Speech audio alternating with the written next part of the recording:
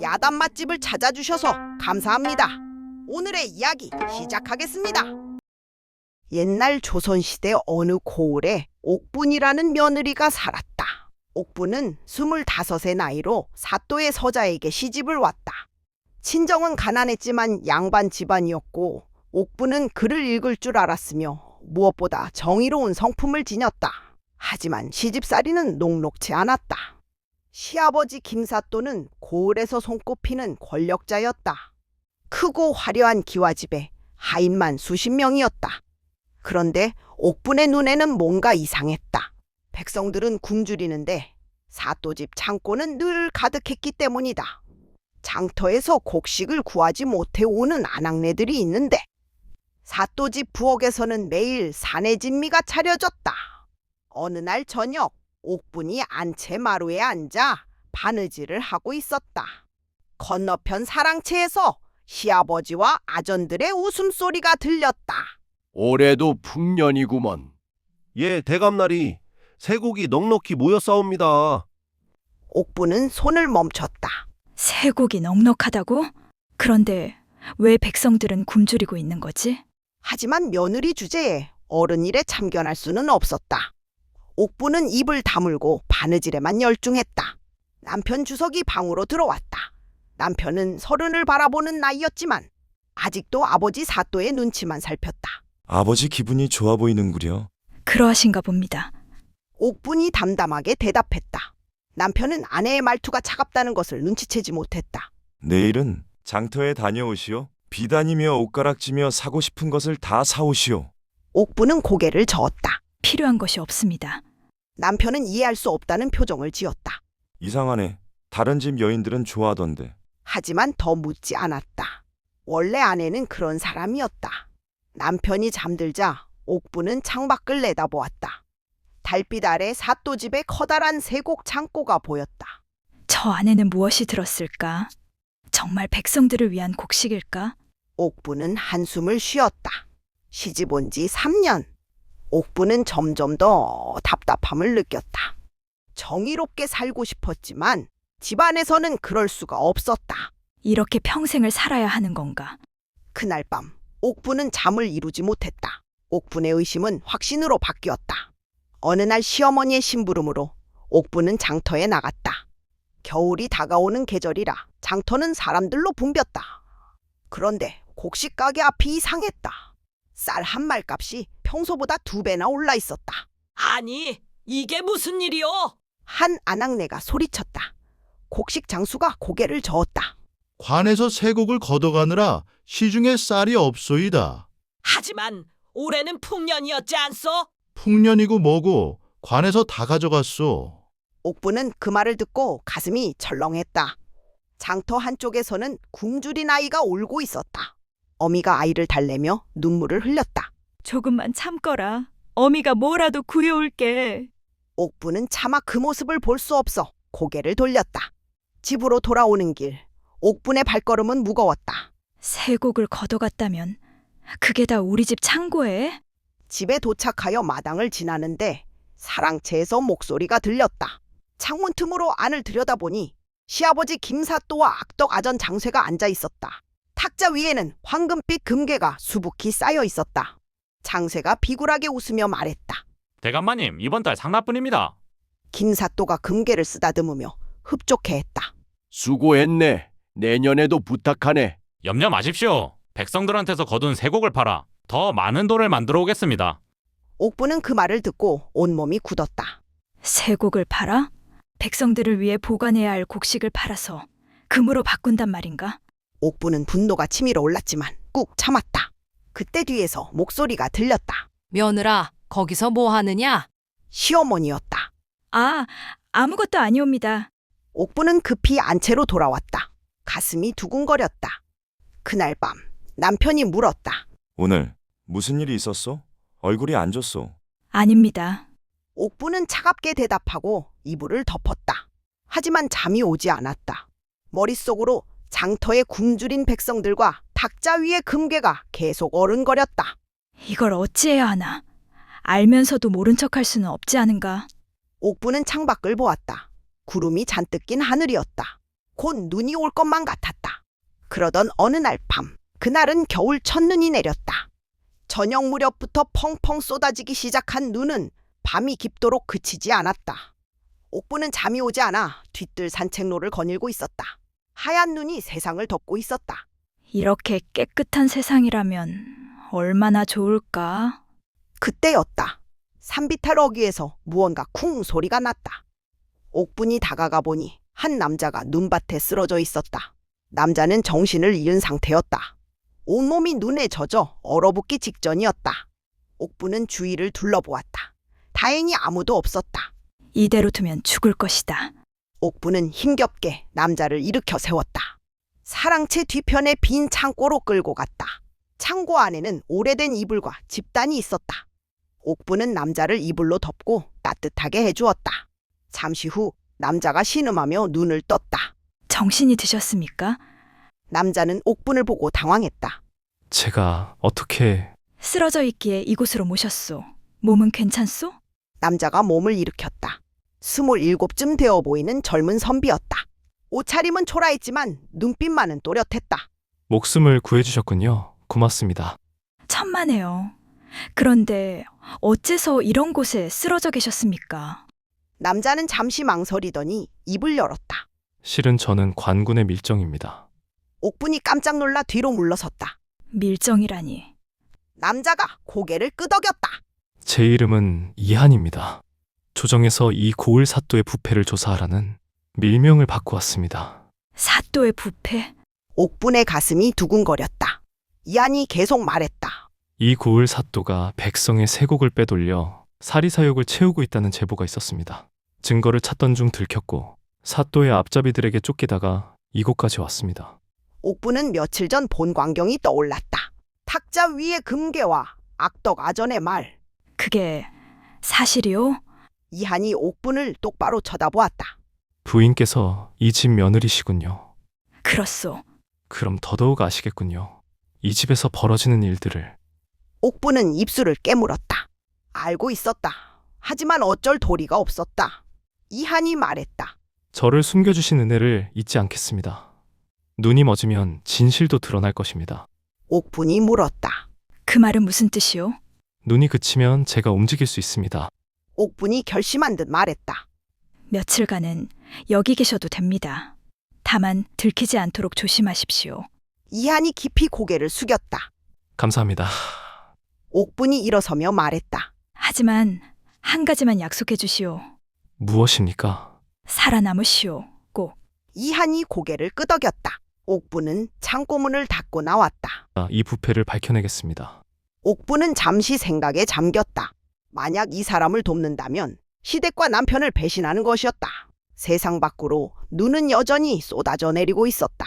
내가 지금 무슨 짓을 하는 것인가? 하지만 후회는 없었다. 마음속 깊은 곳에서 이것이 옳은 일이라고 말하고 있었다. 옥분은 안채로 돌아왔다. 남편은 깊이 잠들어 있었다. 그날 밤 옥분은 처음으로 마음이 편안했다. 다음 날부터 옥분은 몰래 이한에게 음식을 날랐다. 새벽 일찍 일어나 밥을 지을 때 조금씩 더 만들어 창고로 가져갔다. 이것 좀 드시오. 매번 폐를 끼쳐 죄송합니다. 이렇게라도 도울 수 있어 다행이오. 며칠이 지났다. 눈은 계속 내렸다. 이한은 창고에 숨어 지냈고 옥분은 들키지 않게 그를 돌보았다. 어느 날 밤 옥분이 이한에게 물었다. 증거를 어떻게 찾을 생각입니까? 이한이 대답했다. 장부가 필요합니다. 사또가 세곡을 빼돌린 기록이 분명히 있을 것입니다. 옥분이 고개를 끄덕였다. 아마 사랑채 서재에 있을 것이오. 시아버지께서 늘 그곳에 계시니. 들어갈 방법이 있겠습니까? 옥분은 잠시 생각하더니 말했다. 내일 밤에 시도해 보겠소. 시아버지께서 술자리가 있으시니 그때가 기회일 것이오. 다음 날 밤이었다. 김사또는 아전들과 술을 마시러 나갔다. 사랑채가 텅 비었다. 옥분이 이한을 데리고 서재로 들어갔다. 빨리 찾아보시오. 이한이 서랍을 뒤지기 시작했다. 옥분은 문 앞에서 망을 봤다. 가슴이 두근거렸다. 들키면 큰일이었다. 찾았습니다. 이한이 낡은 장부 하나를 꺼냈다. 펼쳐보니 그곳에는 세곡의 양과 팔아넘긴 금액이 빼곡히 적혀 있었다. 이것으로 충분합니다. 옥분이 장부를 가만히 들여다보았다. 숫자들이 눈에 들어왔다. 백성들에게서 거둔 쌀 1000석. 하지만 관가에 보고한 것은 500석. 나머지 500석은 모두 팔아치웠다. 옥분은 분노가 치밀었다. 이런 쉬, 조용히 하십시오. 이한이 장부를 품속에 넣었다. 두 사람은 서재를 빠져나왔다. 그렇게 한 달이 흘렀다. 옥분과 이한은 계속해서 증거를 모았다. 밤에는 세곡 창고 주변을 살폈다. 낮에는 악덕아전의 대화를 엿들었다. 어느 날 창고 문을 몰래 열어보니 그 안은 텅 비어 있었다. 백성들을 위해 보관해야 할 곡식이 하나도 남지 않았다. 이것으로 확실합니다. 이한이 작은 공책에 모든 것을 기록했다.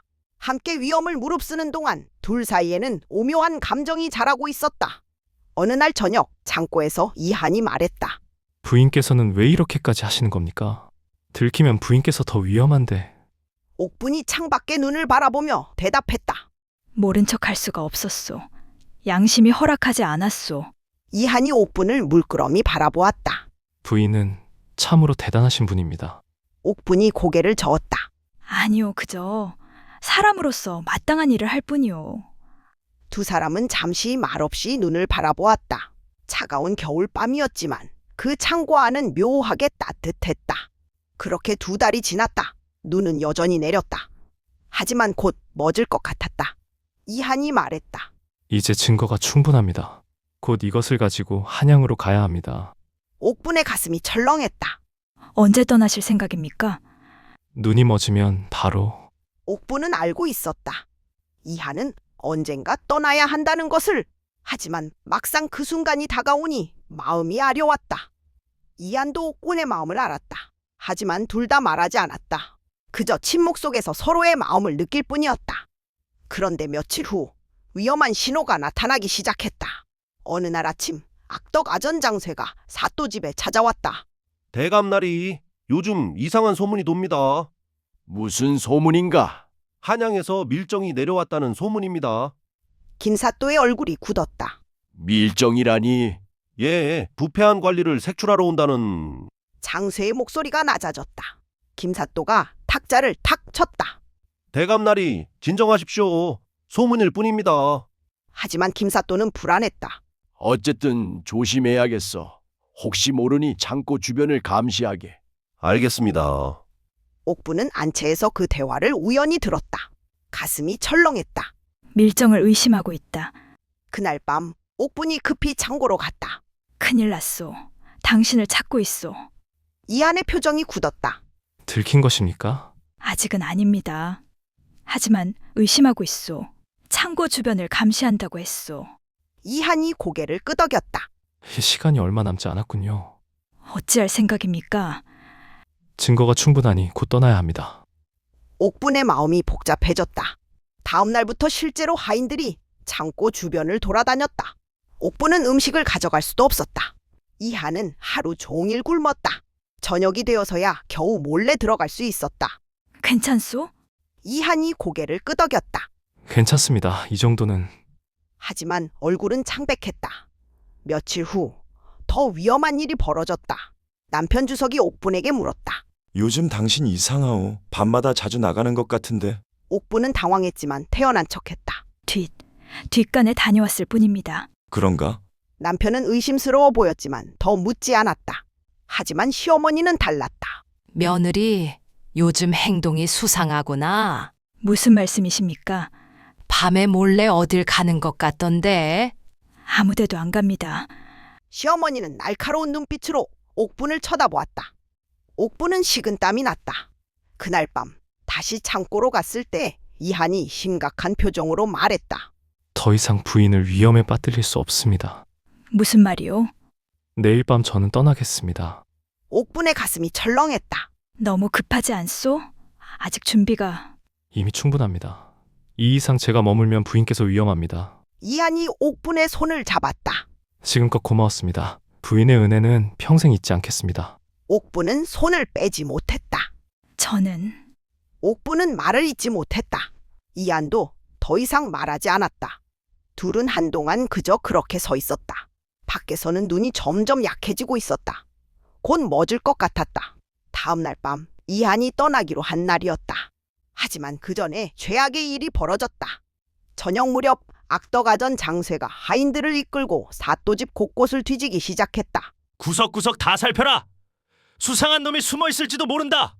옥부는 안채에서 그 광경을 보며 식은땀을 흘렸다. 창고까지 뒤지면 그때 남편 주석이 옥분에게 다가왔다. 무슨 일인지 아시오? 모릅니다. 아버님께서 밀정을 찾고 계시다는데 순간 옥분의 손이 떨렸다. 밤이 깊어갔다. 하인들이 점점 창고 쪽으로 다가갔다. 옥분은 견딜 수가 없어 급히 밖으로 나갔다. 부인 어디 가시오? 남편이 물었지만 옥분은 대답하지 않았다. 옥분이 창고 쪽으로 달려가려는데 장쇠가 앞을 가로막았다. 웬일이십니까? 이 밤에 어디를 가시려고? 혹시 뭔가 숨기시는 것은 아니겠죠? 무슨 말씀이십니까? 옥분이 태어난 척했지만 목소리가 떨렸다. 장쇠가 빙긋 웃었다. 그럼 함께 가보시죠. 창고에 정말 물건만 있는지. 하인 둘이 옥분의 앞뒤를 막았다. 창고로 향했다. 옥분의 머릿속이 하얘졌다. 이를 어쩐담. 창고 문 앞에 도착했다. 장쇠가 문을 열려고 하는 순간 옥분이 소리쳤다. 잠깐. 왜 그러십니까? 그 안에는 쥐가 있어. 오늘 낮에 보았는데 큰 쥐가. 쥐라니 무슨... 그때 옥분이 일부러 비틀거리며 넘어졌다. 아이고! 하인들이 옥분을 붙잡았다. 그 틈에 옥분은 창고 문을 향해 소리쳤다. 쥐가 도망갈 테니 문 열지 마시오. 창고 안에 이한이 그 외침을 들었다. 급히 창고 뒤편에 작은 구멍으로 빠져나갔다. 장쇠가 문을 확 열었다. 안을 살폈지만 아무도 없었다. 집단과 오래된 이불만 있을 뿐이었다. 아무것도 없는데요? 옥분이 일어나 안을 들여다보았다. 분명 쥐가 있었는데 도망갔나 보. 장쇠는 의심스러운 눈빛으로 옥분을 쳐다보았다. 하지만 증거가 없었다. 그럼 실례했습니다. 장쇠와 하인들이 물러갔다. 옥분은 창고 안에 잠시 서 있었다. 가슴이 터질 것 같았다. 살았구나. 그날 밤 옥분은 뒤뜰로 나갔다. 담장 너머를 살폈지만 이한은 보이지 않았다. 이대로 떠난 것일까? 바로 그때 그림자 하나가 다가왔다. 이한이었다. 부인. 무사하시오. 예, 부인 덕분에. 두 사람은 잠시 서로를 바라보았다. 이한이 말했다. 이제 정말 떠나야 합니다. 더 이상은 위험합니다. 옥분이 고개를 끄덕였다. 알고 있어. 하지만 그 전에 이한이 품에서 작은 봉투를 꺼냈다. 이것은 밀지입니다. 만약 제가 실패하면 부인께서 이것을 관가에 보내주십시오. 당신이 실패한다니 무슨... 모르는 일입니다. 혹시 모르니 부탁드립니다. 옥분이 밀지를 받아들었다. 그 순간 멀리서 김사또의 목소리가 들렸다. 거기 누구냐? 이한이 옥분의 손을 꽉 쥐었다. 부인, 부디 무사하십시오. 그리고 어둠 속으로 사라졌다. 옥분은 한동안 그 자리에 서 있었다. 손 안에 밀지가 묵직했다. 이한이 떠난 다음 날 아침이었다. 눈이 완전히 멎었다. 옥분은 밤새 잠을 이루지 못했다. 손에는 이한이 남긴 밀지가 들려 있었다. 이것을 관가에 보내야 하는 건가? 하지만 쉽게 결정할 수 없었다. 이것을 보내면 시아버지가 잡혀갈 것이고 남편과 시댁 식구들이 모두 파멸할 것이었다. 그날 아침 사또 집안이 술렁였다. 대감마님, 큰일 났습니다. 장쇠가 급히 들어왔다. 무슨 일인가? 관군이 들이닥쳤습니다. 김사또의 얼굴이 새하얗게 질렸다. 뭐라고? 바로 그때 관군 수십 명이 사또 집으로 들이닥쳤다. 김사또를 체포한다. 무슨 소리요? 나는 이 고을의 사또인데 감히. 관군 대장이 서류를 펼쳐 보였다. 조정의 명이다. 그대는 백성의 세곡을 빼돌려 사리사욕을 채운 죄로 체포한다. 이건 뭐함이요? 증거가 어디 있소? 증거는 충분하다. 장부며 증언이며 모두 확보되어 있다. 김사또는 그대로 주저앉았다. 악덕 아전 장쇠도 함께 포박당했다. 옥부는 안채에서 그 광경을 지켜보았다. 이한이 성공했구나. 옥부는 마음이 복잡했다. 시아버지가 끌려가는 모습을 보니 마음 한편이 씁쓸했다. 하지만 동시에 후련했다. 이제 백성들이 구원받을 것이었다. 남편 주석이 옥분에게 다가왔다. 당신 옥분이 남편을 바라보았다. 혹시 당신이 한 일이요? 옥분은 대답하지 않았다. 남편은 잠시 아내를 바라보더니 고개를 저었다. 아니지. 당신이 그럴 리 없지. 하지만 옥분은 알았다. 남편도 진실을 알고 있다는 것을. 다만 인정하고 싶지 않을 뿐이었다. 며칠 후 조정에서 새로운 사또가 부임했다. 세곡 창고를 다시 열어 백성들에게 나눠주었다. 옥분은 장터에 나갔다. 굶주리던 백성들이 쌀을 받아 눈물을 흘렸다.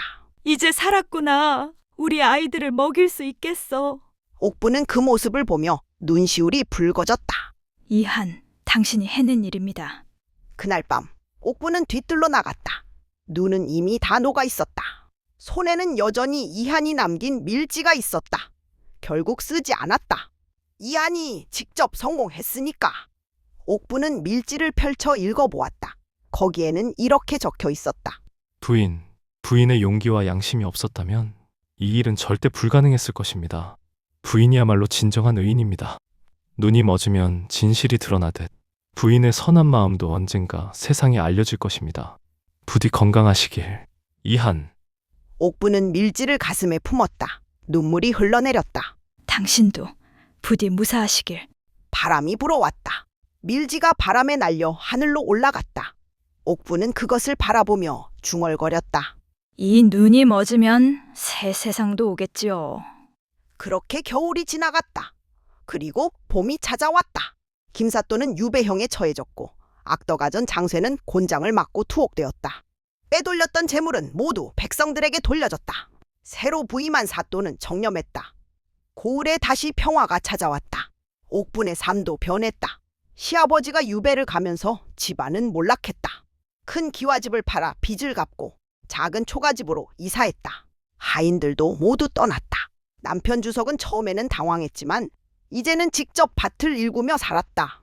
어느 날 저녁 남편이 말했다. 이렇게 사는 것도 나쁘지 않은 것 같소. 옥분이 놀라 남편을 바라보았다. 정말 그렇게 생각하십니까? 그렇소. 오히려 마음이 편하오. 아버님 일이 늘 마음 한켠에 걸렸는데 남편도 알고 있었던 것이다. 아버지의 부패를. 다만 두려워서 눈 감았을 뿐이었다. 미안하오. 무엇이 미안합니까? 그동안 당신의 마음을 몰라줘서 당신이 얼마나 힘들었을지. 옥분이 고개를 저었다. 아닙니다. 괜찮습니다. 두 사람은 처음으로 진심으로 대화를 나눴다. 그 후로 옥분은 마을에서 백성들을 도우며 살았다. 가난한 이들에게 밥을 나눠주고 아픈 이들을 돌봐주었다. 마을 사람들이 말했다. 옥분만인 만큼 선한 사람도 없지. 저런 분이 진짜 귀한 사람이야. 옥분은 그저 웃을 뿐이었다. 어느 봄날 저녁 옥분은 혼자 뒷산에 올랐다. 눈이 내렸던 뒤뜰이 내려다 보였다. 이한을 처음 만났던 그곳. 그 사람은 지금 어디서 무엇을 하고 있을까? 옥분은 그리워하지만 후회하지 않았다. 이한과의 만남은 짧았지만 그 짧은 시간이 옥분의 삶을 바꿔놓았다. 정의를 위해 싸울 수 있는 용기, 양심을 지킬 수 있는 힘, 모두 이한이 가르쳐준 것들이었다. 바람이 나긋이 불어왔다. 옥분이 중얼거렸다. 이 눈이 멎으면 새 세상도 오겠지요. 그리고 봄바람에 흩날리는 꽃잎을 바라보았다. 새로운 세상이 이미 펼쳐지고 있었다. 그 후로도 옥분은 오래오래 백성들을 도우며 행복하게 살았다. 사람들은 그녀를 의로운 며느리라 불렀고 그 이야기는 대대로 전해져 내려왔다고 한다. 오늘도 영상을 끝까지 시청해 주셔서 감사드립니다. 영상이 재미있고 즐거우셨다면 구독과 좋아요, 응원의 댓글 부탁드립니다.